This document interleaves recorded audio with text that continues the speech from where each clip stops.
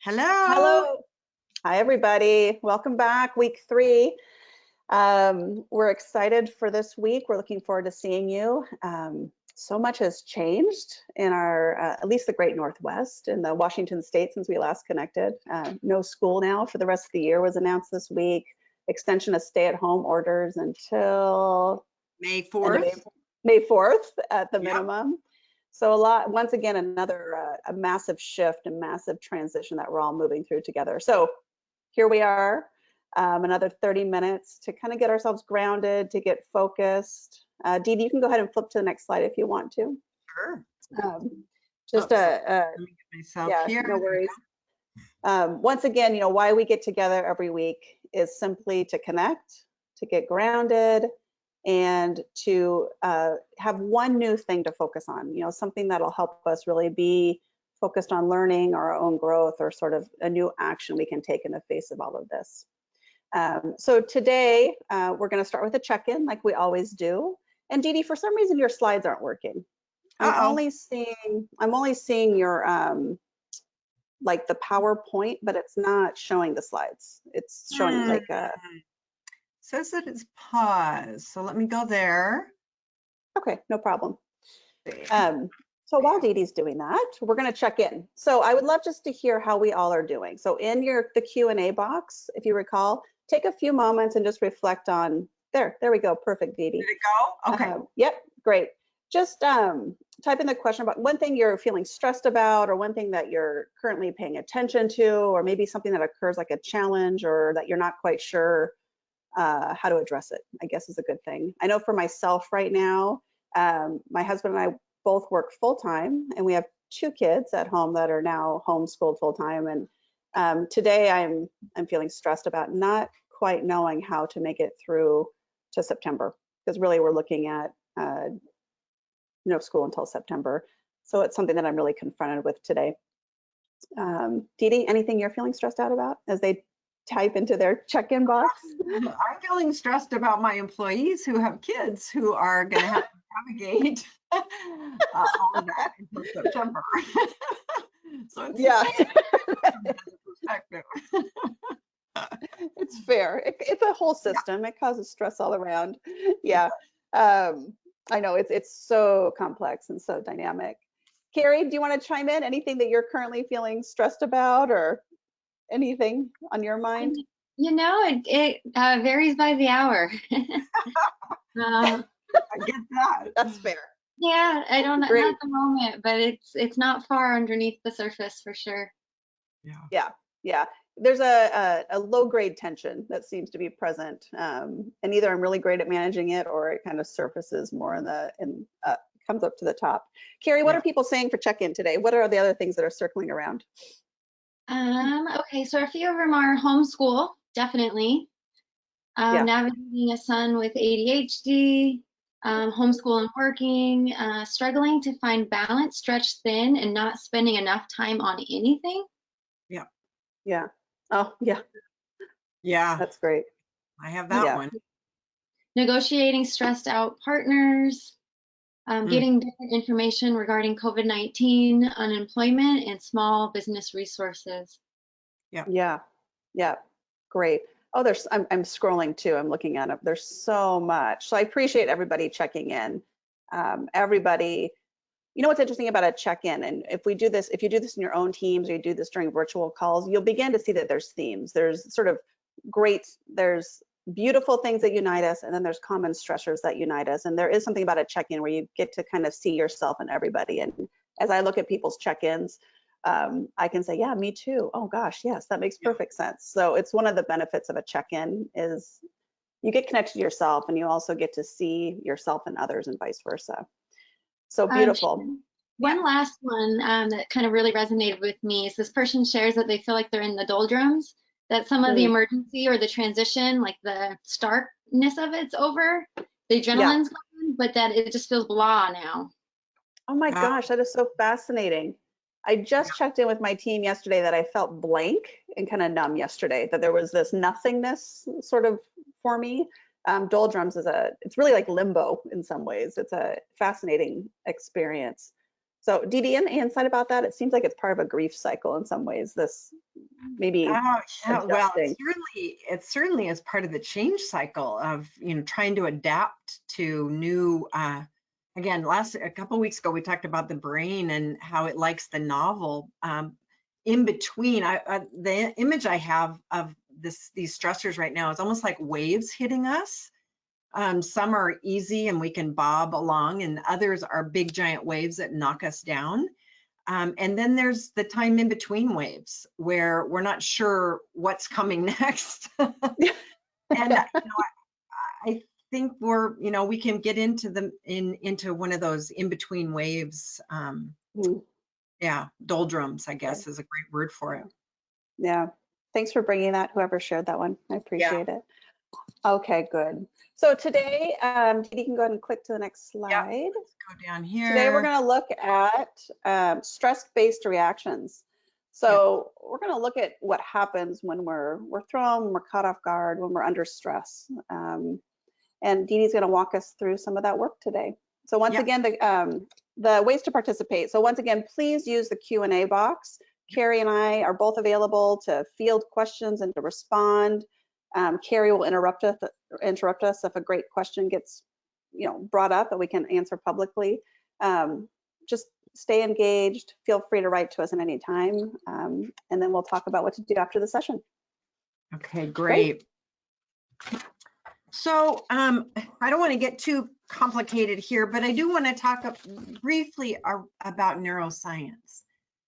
And this idea that we actually have three brains. I'll start with the neocortex, which is the most recently evolved brain. About 250,000 years ago, we got a bigger brain. And the neocortex is really the thinking center. It's where we can sort of deconstruct or bring more rational thinking to maybe irrational thoughts. So the neocortex, of course, it's large. It's nearly the entire top of the brain. And I want to talk a little bit about the limbic brain, which is in the center. It's in sort of the midbrain. And it is the emotional, or what we think of as the feeling brain. When you have a strong emotion, the limbic brain or the midbrain is what registers it as a memory. If you have memories, especially strong memories, odds are there was a strong emotion attached to them. I was talking to my husband the other night, and we were saying there are so many things that have happened during this pandemic that are registering emotionally, and it's likely that we will have these memories perhaps for the rest of our lives. So we're registering in the limbic brain. And of course, the limbic brain is designed, it has memories so that ideally you can remember and either repeat something that turned out well or avoid something that turned out poorly. So that's the big idea of our limbic brain. And then finally, where I'm going to kind of rest us today is in the oldest and smallest brain that we have, what is sometimes called the reptilian brain. And it's right here at the base of the skull at the top of the spine. And most of us know this. It has three primal responses: fight, flight, or freeze. And so when we're stressed, I'm going to go to the next slide. When we're stressed, you are in the reptilian brain. So when stress happens and we register it as something is not right, what we engage is that primal brain. And so what we know for sure, I think, let me just look. I want to see if I want to go to this next slide. One moment, please. What we know is that if you're in the reptilian brain, you are not leading. You're reacting. You're reacting to a stressful event. You're reacting to a stressful thought. So part of what we want to do as leaders is get up and out of that reptilian brain and coming around to a much larger set of resources, the neocortex or the limbic brain. And so we're going to talk a little bit about that here. Shannon, anything you want to add here? In my own reflection, and I'll talk Yeah. about myself because I'm kind of in my reptilian brain a bit. Yeah. I noticed that whenever there has been an announcement or the next massive change, that's where it goes first. I have this Right. reaction like, I can't do this, or Yeah. so I Too can much. appreciate the slow working it takes, no school for the rest of the year is a bit still in the reptilian, and I know I can get it up here. It's just Yeah. I can feel it's taking some work because I'm Yeah. so in reaction right now. So that's great. Yeah, it's great what you're saying, because new stressors are automatically routed to the primal brain. And that old idea, like count to 10 or take 10 deep breaths or take even 2 deep breaths, that is often what we need to lift a thought or a piece of information up and out of the primal brain and into the reptilian, I'm sorry, into the neocortex. So let's talk about this. Look, we all long ago developed some habits, and we're going to introduce these to you in just a second.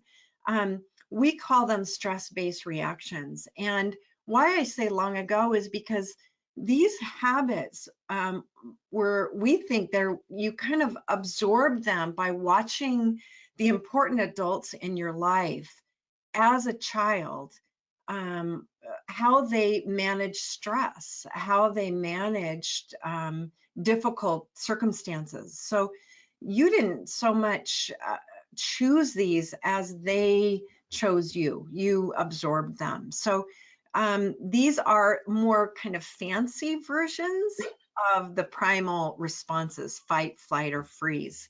So I'm going to go to this next slide. Shannon, if you'd be willing just to walk us through what these are. Yes. And I'll say a bit more about sort of learning these as a young person. Right now, I'm having a lot of family time right now. We're all in the same household together 24/7.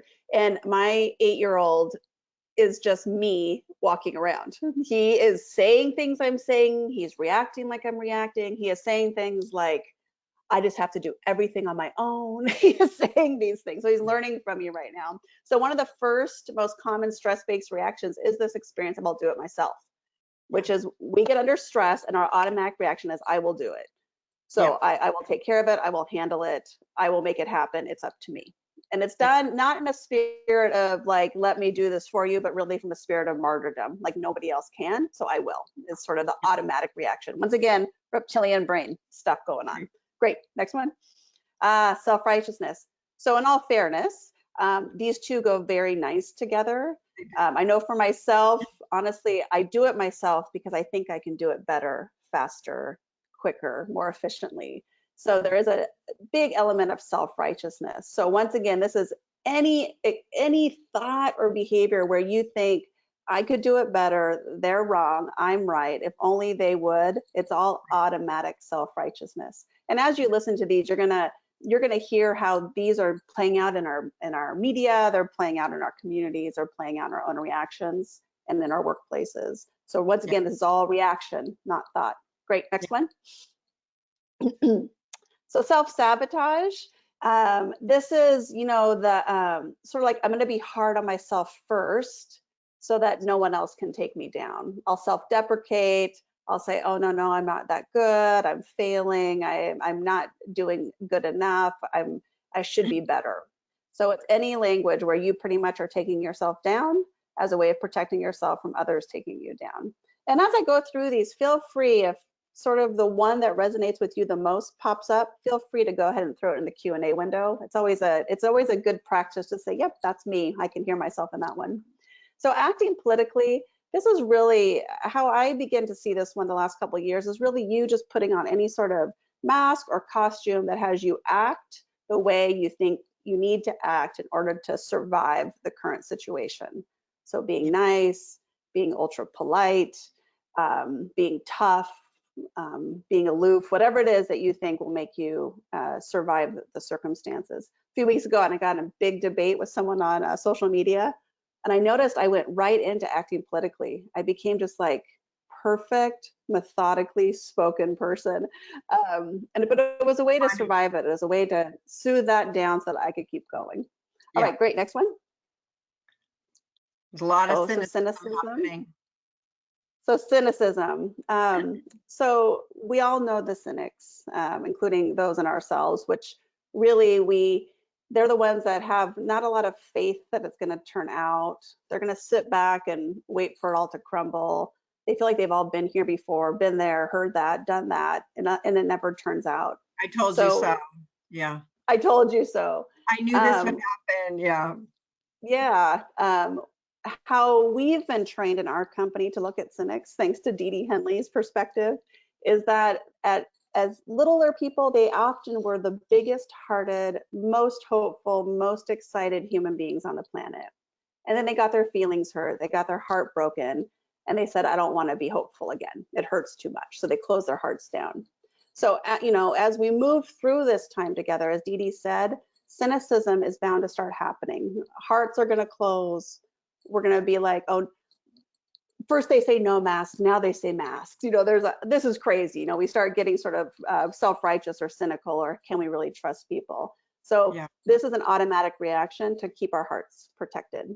Sarcasm, oh my gosh, there's a lot of sarcasm going around right now in our house. And we actually had to kind of say no more sarcasm because we noticed it wasn't funny.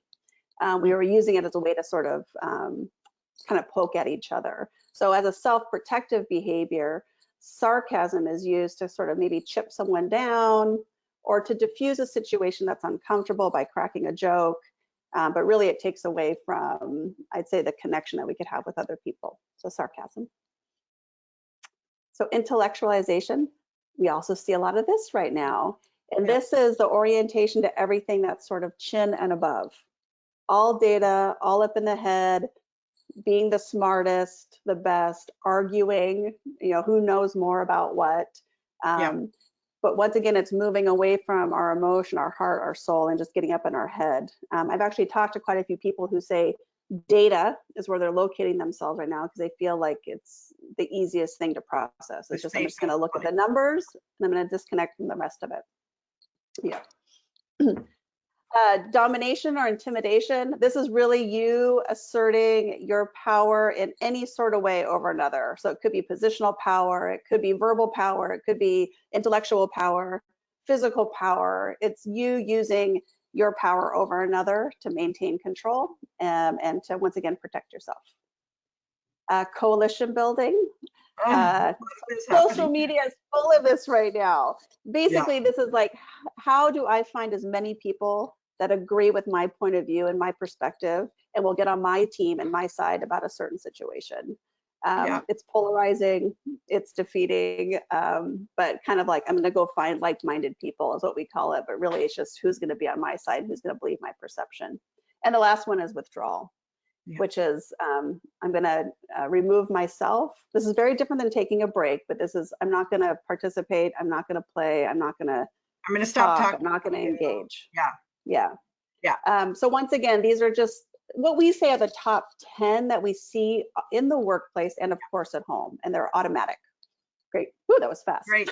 Thanks. That's great. I know you moved right through that. So I think that the challenge for us on this call is even for the check-in that you typed, what you're stressed about, see if you can notice yourself using any one of these 10 reactions in relationship to those things that are stressing you. I noticed myself last night, I went into withdrawal. I kind of closed down and got really quiet, and that is my stress-based reaction. That's really in fight, flight, or freeze. That's flight. That's saying I'm not going to fight this battle right now. I'm going to walk away from it, not necessarily powerfully, because these are all stress-based and definitely reactions. They're often not chosen. But the big idea here is that I'm going to do this next slide. In neuroscience, we know that neurons that fire together wire together, and if you do something repeatedly, any behavior or pattern, even several times, and certainly over a period of years, you now have a pattern that fires together and wires together. So for example, if I use withdrawal every time I'm stressed, that becomes hardwired as my automatic response. So when I'm stressed, I'm likely to withdraw straight away. So we want to be waking ourselves up to our stress-based reactions, in part so that we move out of the reptilian brain and up into the neocortex. So asking ourselves, what's a better response? What's a more productive or useful response than the automatic one? We always say, we call it your drug of no choice. You don't choose your stress-based reactions. They get you long before you get them. So the big idea here is for us to bring a more productive response than what we get automatically. Carol just gave this to me last week from the Heart Math Institute. This idea that one 5-minute episode of anger takes 6 hours for your body to sort of process. That's important as we're in a pandemic and really needing nice, strong, solid immune system. So this tells me not only do we want to have a more evolved response to maintain a position of leadership, but just to have a strong immune system. You know, I mean, we need to be doing a better job of keeping ourselves well. And that means, you know, quickly moving out of stress-based responses. Anything you want to say about this, Shannon? Anything you want to add? Well, I know I can, you know, I think it's important during times like this to keep looking at what works for ourselves. And, you know, so the thing to really take away from is you have the automatic reaction, that stress-based reaction. And if you hang out in it too long, you know, what this is so important to just get into your brain is if you hang out in it too long, you deplete yourself. So we do want to be looking at, you know, how do you personally sort of begin to recover when you get hooked? And, you know, how do you personally get out of that and move the thinking back into the neocortex? Is that right, Dee Dee? The front of the brain? Neocortex, I think I want to go back, Shannon, and I'd like to just kind of hear, we have a saying at Handling Leadership Group, if you spot it, you got it. You have to be able to catch yourself doing these one or more of these stress-based reactions in order to name it and therefore step out of it. So I'd love to have you type into the question and answer box, what's the one that you can identify for yourself that you use? Maybe that you used yesterday or even this morning. Is there any one on this list that you recognize in yourself? And I'd like to just hear from you. Hey, Dee Dee, we have a question. If you see someone is reacting from a place of stress, is there some way to help them see it for themselves? Well, it depends on the level of relationship and trust. I was just on a call with a client this morning, and she shared that one of her colleagues is really under stress. She can see that his responses are stress-based, and they have a solid partnership based on trust, and therefore she has the ability to say, hey, I notice that you are especially you're moving out of anger or fatigue, and hopefully he can hear that. She's going to provide that feedback to him today. But the important piece is that she's sharing this feedback on behalf of having him be more empowered, not as a way to stop him from being annoying. It's a very different perspective. If I have your best interest in mind and I want the best for you, and I can offer what I can see, that's very different than I want you to stop doing something that I don't like. Yeah. Great. That makes a lot. And I think what Dee Dee said about the level of relationship is really important here. You know, those varying levels of it. When it comes to stress-based reactions, one thing we say is it's your job to stay out of yours. It's not necessarily your job to point out everybody else's. You know, so, That'll and we get you also know yeah, that one stress-based reaction can trigger somebody else's. right, So, you know, a withdrawal can trigger domination or vice right, versa. So right. your work is to stay out of yours as much as possible.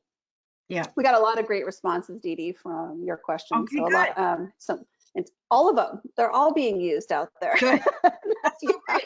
Again, they're all being used. if you spot it, you got it. If you can Yeah. name it, you're already stepping back into the neocortex. You're already moving out of that, the automaticity of the reptilian brain, and moving into a much larger brain, and with a million different responses. So I'm going to click back through here. And here's the challenge. I love this image, push to reset the world. The way you reset the world is you reset you. You know, to Shannon's point a minute ago, don't worry about other people and how they're doing it. Don't worry about who's not wearing masks and who's not standing behind the blue tape lines and who's getting overly angry and frustrated. Just pay attention to you and catch yourself. You know, if you spot it, you got it. Catch yourself, and as quickly as you can, move into that neocortex, apologize if you need to, and start fresh. Offer something more evolved than the stress-based reaction that came to you automatically. So that's the game. How fast can you catch yourself and reset? Shannon, anything you want to add here? I think the only thing I would add is that you're never going to get rid of them. So No. the stress-based reaction, unless you want to go off to a cave and meditate for the rest of your life and make it your life's work, I don't even know if that'll work. But so what's important, what Dee Dee's saying is it's about resetting quickly. It's not about getting rid of stress-based reactions. The best you'll do is maybe one will stop and then the next one will pop up.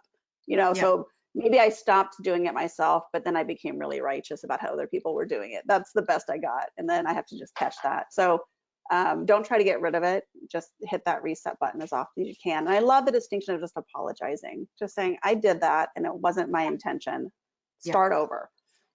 We need a lot of room and a lot of compassion for each other right now as we're moving through these times. The doldrums are not a fun place to be. There's going to be some stress reactions there. So a lot of room and compassion for self and for others right now.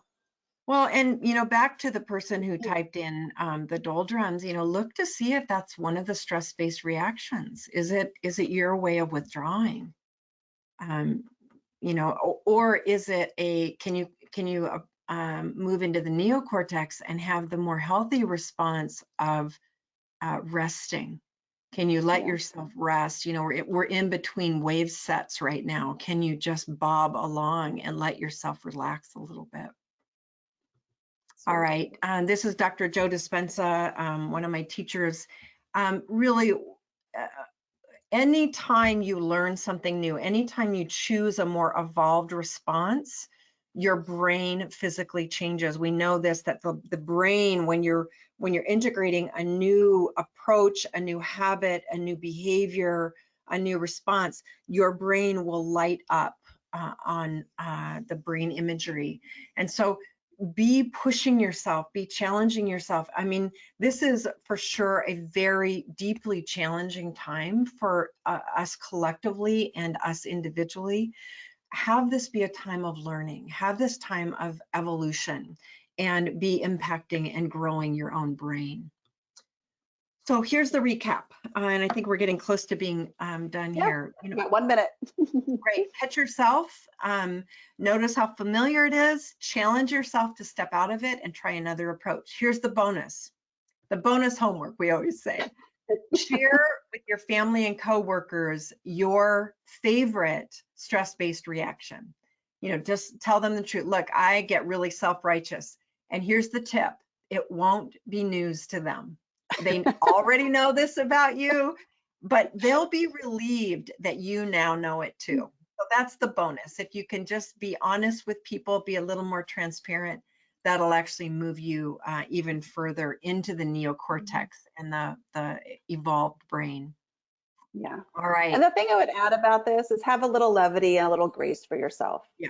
You know, these self-protective strategy or these stress-based reactions are can be a lot of fun once you just own them. Like there's some levity there. So thank you, everybody. Take good care of yourself this week. Next week, we're going to talk about, I think, navigating ordeals. I think is next. Ordeals are next week. So ordeals are next week, and we're in one. So we're gonna talk all about a framework for ordeals. Be well, take care, and we'll talk to you all soon. Bye-bye. Thanks, Dee Dee. Bye-bye. Thank you. Bye.